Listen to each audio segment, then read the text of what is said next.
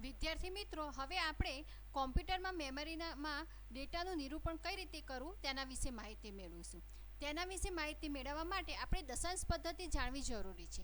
દશાંશ પદ્ધતિ એ અંકના સ્થાનિક સંબંધિત પદ્ધતિ છે. એટલે કે દાખલા તરીકે તમને સંખ્યા આપેલી છે કે 916 ને વૈકલ્પિક રીતે કઈ રીતે કરી શકાય, તો 900 + 10 + 6 એ તમને આપેલી છે. આ દશાંશ પદ્ધતિમાં અંક તરીકે ઓળખાતી 10 સંખ્યાનો ઉપયોગ કરવામાં આવે છે. જેમાં અંક તરીકે 0 થી લઈને આપણે 9નો ઉપયોગ કરી શકીએ છીએ, તેમજ ભાષા તરીકે A to Zનો ઉપયોગ કરી શકીએ છીએ, અને તેમાં કેટલાક ચિહ્નોનો પણ આપણે ઉપયોગ કરી શકીએ છીએ, જેમ કે અંક, મૂળાક્ષરો, આ બંનેનું મિશ્રણ એટલે કે આલ્ફા ન્યુમેરિક તરીકે પણ તેને ઓળખવામાં આવે છે. તે સિવાય કેટલાક વિરામ ચિહ્નો, પ્રક્રિયકો એટલે કે ઓપરેટર્સ, જેને આપણે less than, greater than, plus, minus વગેરે જેવા ઓપરેટરનો આપણે ઉપયોગ પણ કરી શકીએ છીએ. ચલણ તરીકે કેટલો ડોલર સાઇન છે, રૂપીસ છે, એવી સંજ્ઞાનો એટલે કે વિશેષ ચિહ્નોનો પણ આપણે ઉપયોગ કરી શકીએ છીએ. હવે આપણે આગળ જોઈશું કે કોમ્પ્યુટરમાં જેમ કે આપણે ચાલુ બંધ કરીએ છીએ એ સ્થિતિ છે જેમાં આપણે ઓફ અને ઓન તરીકે ઓળખીએ છીએ. એટલે કે જેમાં આપણે તમને ખ્યાલ હોય તો કોમ્પ્યુટર દ્વિઅંકી પદ્ધતિ સમજે છે, જેમાં 0 અને 1નો ઉપયોગ થાય છે. 0 એટલે બંધ અને 1 એટલે ચાલુ, એ તરીકે આપણે દ્વિઅંકીમાં સમજીશું. દ્વિઅંકી પદ્ધતિ એટલે કે બાઇનરી નંબર. તો બાઇનરી નંબર છે જેમાં દ્વિઅંકીમાં બે સંજ્ઞાનો ઉપયોગ થાય છે, 0 અને 1. એક દ્વિઅંકીને બીટ કહેવામાં આવે છે, જેમાં 0 1 0 1 એ માન્ય છે. એટલે કે જેમાં દ્વિઅંકી એટલે કે તેમાં શાનો ઉપયોગ થયેલો છે, 1 0 1 એટલે 1 અને 0નો ઉપયોગ થયો છે, એટલે એને આપણે દ્વિઅંકી તરીકે ઓળખીશું. દ્વિઅંકી સંખ્યામાં તો તમને ખ્યાલ છે કે ફક્ત 0 અને 1નો ઉપયોગ થાય છે, પરંતુ જો તેમાં 1 0 2નો ઉપયોગ કરવામાં આવે તો તે દ્વિઅંકી નથી. તો તેને આપણે કયા સંખ્યા તરીકે સમજીશું, તેને આપણે દશાંશ સંખ્યા તરીકે ઓળખીશું. એટલે કે દશાંશ સંખ્યાની પાછળ આપણે કેપિટલ બી અથવા સ્મોલ બીનો ઉપયોગ કરીએ છીએ. તો બી શાના માટે, તો દ્વિઅંકી પદ્ધતિને બી તરીકે ઓળખવામાં આવે છે. એટલે આપણે તેની પાછળ બી, સ્મોલ બી અથવા કેપિટલ બી અથવા તો 2 તરીકે, એટલે કે કારણ કે દ્વિઅંકી સંખ્યામાં બે સંખ્યાનો ઉપયોગ થાય છે, એટલે કે એની પાછળ આપણે 2 તરીકે 2 પણ લખી શકીએ છીએ. એ જ રીતે દશાંશ સંખ્યા શું છે, તો એમાં 10ની સંખ્યાઓ ઉપયોગ થાય, 10 સંખ્યાનો ઉપયોગ કરી શકાય છે. તો એમાં તમને દશાંશ એટલે કે ડી, દશાંશ પદ્ધતિમાં ડીનો ઉપયોગ કરવામાં આવે છે. જેમ બાઇનરીમાં બીનો, એમ દશાંશમાં તમે કેપિટલ ડી અથવા સ્મોલ ડીનો ઉપયોગ કરી શકો છો. તો એ સંખ્યાને પણ આપણે આ રીતે અલગ પાડી શકીએ છીએ, અને તેમાં પણ આપણે દ્વિઅંકી સંખ્યા એટલે કે 102ની દશાંશ પદ્ધતિમાં કિંમતમાં આપણે ફેરવી શકીએ છીએ. એટલે કે 1 × 2નો 2 ઘાત એટલે કે 2² પ્લસ 0 × 2નો 1² પ્લસ 1 × 2નો 0 એટલે કે 2 શાના માટે, તો એને આપણે દ્વિઅંકીમાં ફેરવીએ છીએ. દ્વિઅંકીમાં આપણે 2નો ઉપયોગ કરીએ છીએ, એટલા માટે કોઈ પણ દશાંશ સંખ્યાને જ્યારે તમે દ્વિઅંકીમાં ફેરવો ત્યારે તમારે 2નો ઉપયોગ કરવાનો છે.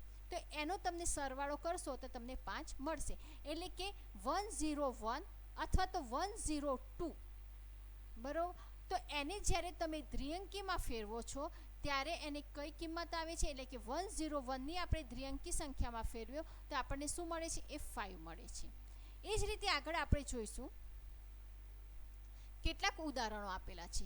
એ ઉદાહરણમાં તમને આપ્યું છે કે 44માંથી બાદ માટે બેઝ 2નો સૌથી મોટો ઘાતાંક 5 છે, એટલે કે 2નો 5 ઘાત, એટલે કે એનો શું થશે, 32 સંખ્યા આવવી જોઈએ. એમાં તમને આપ્યું છે કે 44માંથી 12 જાય તો કેટલા, સોરી 44માંથી 32 જાય તો કેટલા રહે, તો 12 રહે છે. તો એ જ રીતે 5માંથી 1 બાદ કરીએ તો 4 રહે છે. તો આગળ જતાં તમારે એ જ રીતે કરવાનું છે કે પહેલાં 2નો 5 ઘાત, પછી 2નો 4 ઘાત, પછી એ જ રીતે 3, એનો 4, એનો 2 પછી 1 અને પછી 0. અહીં તમને એ રીતે આપેલું છે કે 2નો 5 ઘાત કર્યું તો 32, તો એટલે કે 44માંથી 32 ગયા તો કેટલા રહ્યા, તો 12 રહ્યા. એ જ રીતે આ માઇનસ સંખ્યા આવે છે, અહીં પછી પ્લસ આવશે. અહીં આગળ 4માંથી 4 જાય તો 0, પરંતુ અહીં પાછી માઇનસ આવશે, અહીં પણ માઇનસ આવશે. એટલે કે માઇનસ સંખ્યા જે હોય એને આપણે શું ગણીશું? 0 તરીકે ઓળખીશું. અને જે સંખ્યા આવતી હશે એને આપણે 1 તરીકે. તો 1 0 1 1 0 0 એટલે કે આ જે સંખ્યા આવી છે એ તમારે દશાંશ સંખ્યા 44ને દ્વિઅંકીમાં ફેરવીએ છીએ ત્યારે આ પ્રમાણે તમને સંખ્યાની મળે છે. એ જ રીતે આગળ તમને બીજું આપે છે કે દશાંશ સંખ્યાનું દ્વિઅંકી સંખ્યામાં રૂપાંતર કરવાની બીજી રીત પણ આપેલી છે. તો અહીં તમને આપ્યું છે કે 1 2 5. તો 1 2 5 ને તમે કઈ રીતે કરો છો? તો 62 2 એટલે કે તમે જ્યારે પણ એમાં આગળ જતા જાઓ છો ત્યારે એમાં કેટલો નીચે કેટલા પોઈન્ટ વધે છે એ પોઈન્ટ અહીં આપવામાં આવ્યા છે. તો અહીં આગળ તમારે એનું રિમાઇન્ડર કેટલું વધે છે? તો 1 1. પછી અહીં કેટલા વધે છે? તો 0. અહીં આગળ તમારે 15 દુ 30 થાય છે, જ્યારે અહીં આગળ આપણે છે 31, એટલે તમારે કેટલું રિમાઇન્ડર વધે છે? 1. એ જ રીતે 7 દુ 14 એટલે કે 1 વધશે, 3 દુ 6 એટલે કે 1 વધશે, અને 2 એકા 2 એટલે કે 1 વધશે, અને પછી તમારે આવશે 0. એટલે કે 1 2 5નો દશાંશમાં તમે જ્યારે દશાંશ સંખ્યાને જ્યારે તમે દ્વિઅંકીમાં ફેરવો છો તો દ્વિઅંકીમાં 1 1 1 1 1 0 1 મળે છે. એ જ રીતે આગળ આપણે જોઈશું કે ઋણ ન હોય તેવી પૂર્ણાંક સંખ્યાનું નિરૂપણ. તો જ્યારે ઋણ સંખ્યા ન હોય એટલે કે 0 અથવા ઘન પૂર્ણાંક સંખ્યા તેવી પૂર્ણાંક સંખ્યાને કોમ્પ્યુટરમાં સંગ્રહ કરવાનો હોય તો તે દશાંશ સંખ્યાનો દ્વિઅંકી સ્વરૂપમાં રૂપાંતર કરીને સંગ્રહ કરવામાં આવે છે. તો અહીં પણ તમે જોઈ ગયા આગળ એ જ રીતે કે 5 સંખ્યા, તો 101નું આપણે જ્યારે દ્વિઅંકીમાં ફેરવ્યું હતું ત્યારે કેટલી મળતી હતી આપણને? 5. એટલે કે 5 જે છે એને આપણે દશાંશ ગણીએ છીએ અને 101 એ દ્વિઅંકી સંખ્યા છે. તો એનો બીટ નિરૂપણમાં 8 બીટનો ઉપયોગ કરવામાં આવે છે. તો અહીં તમને આપેલું છે એ જ રીતે તમારે કરવાનું રહેશે. અહીં તમને આપેલું છે કેટલાક ઉદાહરણો. તો 1 × 2 નો 0 સ્ક્વેર એટલે કે 10. આ રીતે તમારે આગળ જેમ જતા જશો દ્વિઅંકી સંખ્યાને તમે ફેરવતા જશો એટલે કે નંબર ઇન બાઇનરી. અહીં તમને આપી sum of the digit to place value એટલે કે 2 સાથે એના તમારે મલ્ટિપ્લિકેશન કરવાનું છે. એ પછી તમને ડેસિમલ વેલ્યુ એટલે કે એની ડેસિમલ વેલ્યુ તમને કેટલી મળે છે એ તમને જોવા મળશે. ત્યારબાદ તમારે આવે છે ચિહ્ન સાથેની પૂર્ણાંક સંખ્યાનું નિરૂપણ. તો તેમાં 3 રીત આપેલી છે. ચિહ્ન સાથેની સંખ્યાનું પદ્ધતિ એટલે કે શૂન્ય, ઘન અને ઋણ પૂર્ણાંક સંખ્યાને 3 જુદી જુદી રીતે તમે શું કરી શકો છો? મેળવી શકો છો. તો પહેલી સંખ્યા આપે છે ચિહ્ન સાથેની સંખ્યાની પદ્ધતિ, બીજી છે 1ની પૂરક પદ્ધતિ અને ત્રીજી છે 2ની પૂરક પદ્ધતિ. આપણે પ્રથમ જોઈશું કે ચિહ્ન સાથેની સંખ્યાની પદ્ધતિ. તો ચિહ્ન સાથેની રીતમાં ડાબી બાજુની સંખ્યાનો બીટનો ઉપયોગ એ કે પ્રિફિક્સ ચિહ્ન તરીકે કરવામાં આવે છે. એટલે કે તમારે કોઈ પણ સંખ્યાને શું કરવું પડશે? ડાબી બાજુથી લેવામાં આવશે. એટલે કે ઘન સંખ્યા માટે સંખ્યાની શરૂઆતમાં પ્રિફિક્સ તરીકે 0 અને ઋણ સંખ્યા માટે 1નો ઉપયોગ કરવાનો રહેશે. તમને અહીં આપ્યું છે કે -5 10 એટલે કે આ કઈ સંખ્યા થઈ છે? દશાંશ સંખ્યા છે. એ દશાંશ સંખ્યાને આપણે દ્વિઅંકીમાં ફેરવીએ તો આપણે શું મળે છે? તો 101 દ્વિઅંકી સંખ્યા મળે છે. તો સંખ્યા ઋણ હોવાથી પ્રથમ બીટ શું છે? 1 મળે છે, કારણ કે આપણે નક્કી કર્યું હતું કે ઋણ સંખ્યા હોય એને આપણે 1 તરીકે ઓળખીશું. બાકી રહેલા બીટમાં સંખ્યાની દ્વિઅંકી પદ્ધતિમાં જ રાખવામાં આવે છે. એટલે કે આ રીતે સંખ્યાને 0 બે રીતે રજૂ કરી શકાય છે. ઘન તરીકે 0 અને ઋણ તરીકે પણ આપણે 0 અથવા 1નો ઉપયોગ કરી શકીએ છીએ. ત્યારબાદ આવે છે 1ની પૂરક પદ્ધતિમાં દ્વિઅંકી સંખ્યા રહેલી છે. એટલે કે 1 ને 0 અને 0 ને 1માં ફેરવવામાં આવે છે. એટલે કે એમાં ઉલટું કરવામાં આવશે. 1 મળતા હોય તો 0 ગણવાના અને 0 મળતા હોય તો 1 ગણવાના રહેશે. તો આ સંખ્યાને 0ની બે રીતે આપેલી છે. એટલે કે જો તમને અહીંયા ઘડી આપેલું છે 0 0 0 તેની જગ્યાએ તમે 1 1 લખી શકો છો, અને +0 આપ્યું હોય તો તમારે એની શું વિરુદ્ધ કરવાનું છે? -0 તરીકે એને રજૂ કરવાની છે. કોમ્પ્યુટર મેમરીમાં સંખ્યાની રજૂ કરવાની વિવિધ પદ્ધતિ 2ની પૂરક પદ્ધતિ સૌથી વધારે પ્રચલિત છે. એટલે કે 2 વડે જે તમે મલ્ટિપ્લિકેશન કરો છો એ પદ્ધતિ એટલે કે દ્વિઅંકી સંખ્યા વધારે ઉપયોગી ગણાય છે. આ રીતમાં સંખ્યાની ડાબી બાજુમાંના સૌથી પ્રથમ બીટ એટલે કે મોસ્ટ સિગ્નિફિકન્ટ બીટને બાદ કરતા આ પ્રાકૃતિક ચિહ્નને પૂર્ણ સંખ્યા રજૂ કરવામાં આવે છે. સંખ્યાની ડાબી બાજુના સૌપ્રથમ બીટની સંખ્યાની કિંમત માઇનસ એટલે કે ઋણ તરીકે ઓળખવામાં આવે છે. અહીં તમને કેટલાક એના ઉદાહરણ આપેલા છે કે આ રીતે આપેલું હોય કે 110 તો આપણે એને દ્વિઅંકીમાં ફેરવીએ છીએ. અહીં તમને 2 આપેલા છે એટલા માટે એને દ્વિઅંકીમાં ફેરવે છે. તો આગળ જે રીતે મેં તમને કીધું કે 0 × 2 એટલે કે કેટલી સંખ્યા છે તો 5 સંખ્યા છે એટલે એનો 4 ઘાત થશે. એટલે કે 5 સંખ્યા હોય તો 0 પણ 0 1 2 3 4 એ રીતે લેવાનું રહેશે. તો અહીં આગળ તમને આપ્યું છે પહેલાં 0 અહીં તો 0 ને 2 વડે મલ્ટિપ્લિકેશન એટલે 0, પછી 0 ને 2 વડે એટલે કે 1, 0 ને 2 વડે એટલે કે 2 ઘાત 3 ઘાત 4 ઘાત એ રીતે તમારું લેવાનું રહેશે અને પછી એનો પ્લસ કરવાનો રહેશે. આ રીતે 2ની પૂરક રીતની સંખ્યાનું દશાંશ રૂપાંતર આપેલું છે. ત્યારબાદ આવે છે કે આપેલી દશાંશ સંખ્યાને દ્વિઅંકીમાં પદ્ધતિમાં ફેરવો. બીજું છે કે દ્વિઅંકી સંખ્યાને અંકને ઉલટા કરો એટલે કે 0 ને 1 અને 1 ને 0 જે આપણે આગળ જોઈ ગયા. નવી દ્વિઅંકી સંખ્યાને 1ની પૂરક સંખ્યા પણ કહેવામાં આવે છે. તે સંખ્યાને 1 ઉમેરો એટલે કે એક પૂરક સંખ્યામાં 1નો ઉમેરો કરો એટલે કે એક એક ઉમેરતા જવું પડશે. જેમાં તમને આપ્યું છે કે દશાંશ સંખ્યા 9 કેમ તો આપણે 0 થી 9 સુધી લઈએ છીએ. દશાંશ સંખ્યામાં 0 થી 9 સુધી લેવાય છે એટલા માટે એ 9 તમને 9 આપેલા છે એટલે કે 9 આપેલા છે જેને આપણે 9D એટલે કે 9 દશાંશ ચિહ્ન વડે દર્શાવવામાં આવે છે. આ દશાંશ ચિહ્નને આપણે દ્વિઅંકી પદ્ધતિમાં ફેરવીએ તો એટલે કે 9 ને જો દ્વિઅંકી સંખ્યામાં ફેરવીએ તો 0 1 0 0 1 બાઇનરી એ બાઇનરી આપેલું છે એટલે અહીં આગળ તમને બી આપેલું છે. આગળ જે રીતે આપણે જોઈ ગયા કે આપણે આગળ સંખ્યા જોઈ ગયા કે આને કઈ રીતે તમે કરશો તો 0 એટલે કે પહેલા પ્રથમ છે આપણે 1 એટલે કે 2 નો 0 ઘાત 0 × 2 1 ઘાત 0 × 2 2 ઘાત 1 × 2 નો 3 ઘાત અને 0 × 2 નો 4 ઘાત. આ રીતે લઈ અને તમે શું કરી શકો છો આખો એક્ઝામ્પલ ગણી શકો છો. હવે આ દ્વિઅંકી સંખ્યાને 0 1 માં અને 1 ને 0 માં ફેરવો તો અહીં જે સંખ્યા આપેલી છે એનું ઉલટું કરી નાખો.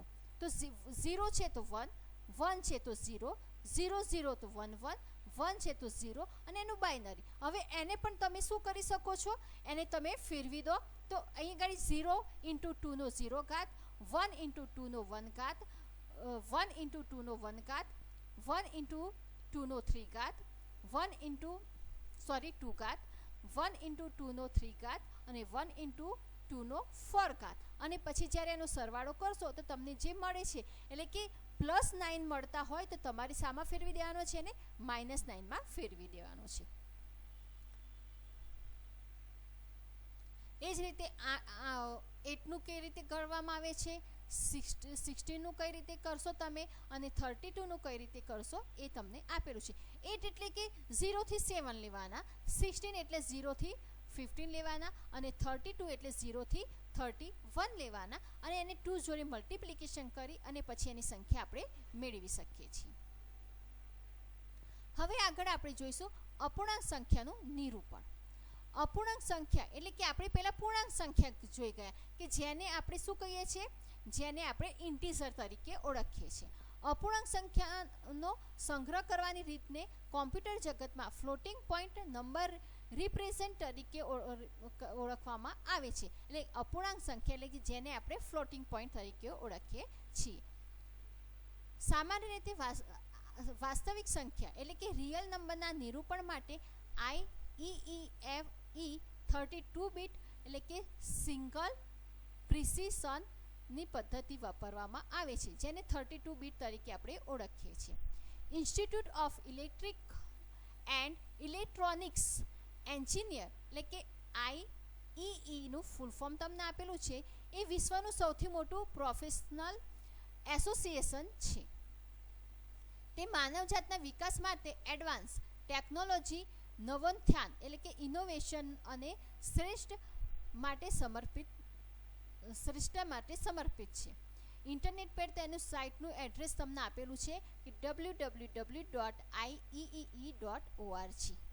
હવે આગળ આપણે એને 32 બિટ્સમાં ફેરવીશું. 32 બિટ્સ એટલે તમને ખ્યાલ છે તો કઈ રીતે આપણે લઈશું, તો સાઇન લેવામાં આવે છે. કઈ રીતે લઈશું, જેને 0 થી લઈને આપણે 31 સુધી લઈશું. એને આપણે ઈ તરીકે અને એનું ફંક્શન તમને આપેલું છે. આ રીતે એને આપણે દર્શાવીએ છીએ. જેમાં તમને આપ્યું છે કે સંખ્યાની ડાબી બાજુથી સૌથી પહેલો બીટ એટલે કે મોસ્ટ સિગ્નિફિકન્ટ બીટ એ ચિહ્ન બીટ એટલે કે સાઇન બીટ, જેમાં આપણે સાઇન આપેલી છે એસ, જેને ધન સંખ્યા એ માટે 0 અને ઋણ સંખ્યા માટે આપણે 1 જાણીએ છીએ કે આગળ પણ આપણે શું કર્યું હતું, 0 અને 1નો ઉપયોગ કર્યો હતો. બીજા નંબરમાં આવે છે ચિહ્ન બીટ માટે 8 બીટ એ ઘાતાંક સંખ્યા છે, બરોબર. અને ત્રીજામાં આવે છે કે બાકીના 23 બીટ એ અપૂર્ણાંક ભાગ માટે દર્શાવવામાં આવે છે. હવે આપણે જોઈએ આગળ કે જેમાં ચિહ્ન બીટ સંખ્યા ધન છે કે ઋણ તે દર્શાવે છે, એટલે કે s ઇઝ ઇક્વલ ટુ 0. એટલે કે આપણે આગળ જોઈ ગયા કે મોસ્ટ સાઇન બીટ માટે આપણે s નો ઉપયોગ કરીએ છીએ કે તો સંખ્યા ધન છે, એટલે કે s ઇઝ ઇક્વલ ટુ 0 હોય તો આપણે એને ધન કરીશું અને s ઇઝ ઇક્વલ ટુ 1 હોય તો આને આપણે ઋણ સંખ્યા વડે દર્શાવીશું. તેમાં સાઇન બીટ 1 આપેલી છે. આ સંખ્યાને આપણે શું કહીશું, ઋણ તરીકે ઓળખીશું. તો અહીં તમને આપેલું છે, આખી તમને સંખ્યા આપેલી છે, તો અહીં આપેલું છે s ઇઝ ઇક્વલ ટુ 1 એટલે કે આપણે સિંગલ બીટ ફોર સાઇન તરીકે ઓળખીશું. ઈ આપેલું છે, એમાં તમને 8 બીટ આપેલા છે કે જે દ્વિઅંકીમાં છે, તો 8 બીટ એક્સપોનન્ટ છે. અને f તરીકે તમને જે આપ્યું છે એમાં 23 બીટ છે, એટલે કે ફ્રેક્શન ઇન 23 બીટ્સ આપ્યા છે, જે આપણી સામા છે, તો જે આપણે દ્વિઅંકી સંખ્યામાં આપેલા છે. અહીં જે સંખ્યા આપેલી છે એને આપણે કઈ રીતે અહીં આગળ અલગ કરીએ છીએ એ તમને બતાવ્યું છે. હવે તમને અહીં આપેલું છે કે 8 બીટનો એક્સપોનન્ટ અહીં તમને આપેલું છે, એને દ્વિઅંકી સંખ્યામાં ફેરવેલું છે. એની કિંમત કેટલી થશે, તો દ્વિઅંકી સંખ્યાને જ્યારે દશાંશમાં ફેરવીશું તો 129, અથવા એને દ્વિઅંકી સંખ્યામાં આપણે શું કરીએ છીએ, કેપિટલ ડી અથવા સ્મોલ ડી તરીકે એને યુઝ કરીએ છીએ. નોર્મલાઇઝેશન ફોર્મ છે, જેમાં ઘાતાંકીય કિંમત એટલે કે ઈ તરીકે -127 તરીકે ઓળખવામાં આવે છે. એટલે કે એક્સેસ તરીકે 127 એ નોટેશન તરીકે પણ ઓળખવામાં આવે છે. અહીં તમને આપ્યું છે કે ધન સંખ્યા અને ઋણ સંખ્યા એ બંનેનો આપણે માઇનસ કરીએ, એટલે કે 129 - 127 માઇનસ કરીએ તો આપણને કેટલા મળે છે, 2 મળે છે, એટલે કે 2 મળે છે, જેની એટલે કે આપણને કેવી સંખ્યા મળશે, દશાંશ સંખ્યા મળશે. અપૂર્ણાંક ભાગ પર નોર્મલાઇઝેશન ફોર્મ એ 1.f ફોર્મનો રજૂ કરવામાં આવે છે. અહીં તમને જે અપૂર્ણાંક સંખ્યા આપેલી છે સંખ્યા, એ સંખ્યાને તમારે અપૂર્ણાંકમાં ફેરવી દેવાની છે. અપૂર્ણાંકમાં ફેરવશો એટલે તમને આ રીતની કિંમત મળી જશે. હવે આવે છે અક્ષરોનું નિરૂપણ. અક્ષરોનું નિરૂપણ કોમ્પ્યુટરની મેમરીમાં અક્ષરોનું બીટ પ્રતિરૂપે એટલે કે એક પેટર્ન રજૂ કરવામાં આવે છે. દરેક અક્ષરને 7, 8, 16 અથવા 32 બીટ્સ સમૂહથી રજૂ કરવામાં આવે છે. આ એક જાતના બીટ્સ છે કે જે તમારે 8 બીટ પણ હોઈ શકે, 16 બીટ પણ હોઈ શકે, 32 બીટ પણ હોઈ શકે. જે નિયમો આવા બીટ પ્રતિરૂપ કોઈ ચોક્કસ લંબાઈ નક્કી કરે છે તેને કોડિંગ સ્કીમ તરીકે ઓળખવામાં આવે છે. કોમ્પ્યુટરમાં ઐતિહાસિક રીતે 7 બીટ એટલે કે American standard code four information interchange એટલે ISCII, 8 બીટ એટલે કે ANSI એટલે કે જેને bit American national standard institute તરીકે ઓળખવામાં આવે છે. 7 બીટને ASCII તરીકે ઓળખવામાં આવે છે. એ જ રીતે આગળ જોઈએ તો extended binary coded decimal interchange code જેને EBCDIC નો ઉપયોગ તરીકે ઓળખવામાં આવે છે. આ કોડિંગ સ્કીમમાં અક્ષરોની રજૂઆત 7 અથવા 8 બીટથી આપણે કરી શકીએ છીએ, એટલે કે દ્વિઅંકી કોડથી કરી શકીએ છીએ. 7 સિમ્બોલ આપ્યો છે, 7, 8, 9. અહીં તમને લેસ ધેન, ગ્રેટર ધેન,